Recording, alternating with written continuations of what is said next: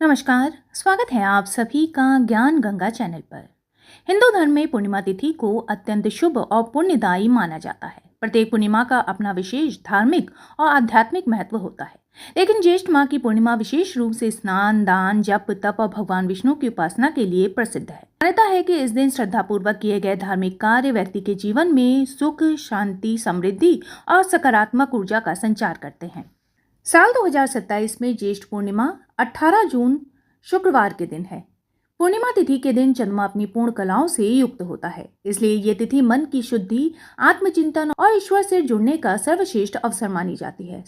शास्त्रों के अनुसार इस दिन किए गए पुण्य कर्मों का फल कई गुना बढ़ जाता है। इसलिए भक्तजन इस दिन व्रत रखते हैं, पवित्र नदियों में स्नान करते हैं और भगवान विष्णु और माँ लक्ष्मी तथा भगवान शिव की विशेष पूजा अर्चना करते हैं। ज्येष्ठ पूर्णिमा का सबसे बड़ा महत्व पवित्र स्नान और दान से जुड़ा हुआ है। धार्मिक मान्यताओं के अनुसार इस दिन गंगा, यमुना, नर्मदा, गोदावरी या किसी भी पवित्र नदी में स्नान करने से मनुष्य के पापों का क्षय होता है और उसे दिव्य पुण्य की प्राप्ति होती है।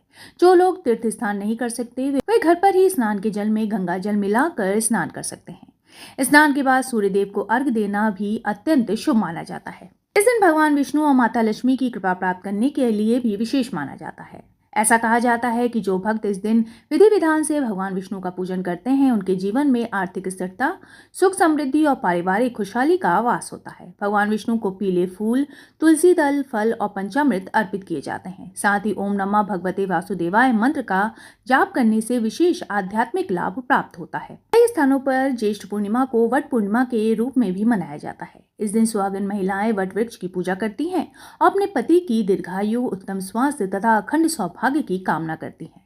वट वृक्ष को सनातन परंपरा में अमरत्व, स्थिरता और त्रिदेवों का प्रतीक माना गया है, इसलिए इस दिन पूजा का विशेष महत्व बताया गया है। साल 2027 में ज्येष्ठ पूर्णिमा 18 जून 2027 दिन शुक्रवार के दिन है। चंद्रोदय का समय रहेगा शाम के 7:09 पर। पूर्णिमा तिथि का आरंभ होगा 18 जून की सुबह 4:34 पर और समाप्ति होगी 19 जून की सुबह 6:13 पर।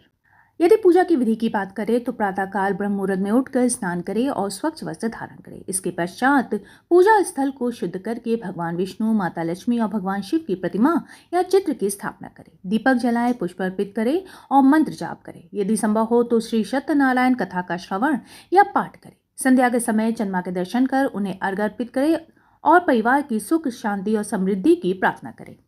ज्येष्ठ पूर्णिमा पर दान का भी विशेष महत्व बताया गया है। चूंकि ये समय ग्रीष्म ऋतु का होता है, इसलिए जल से संबंधित वस्तुओं का दान अत्यंत पुण्यदायी माना जाता है।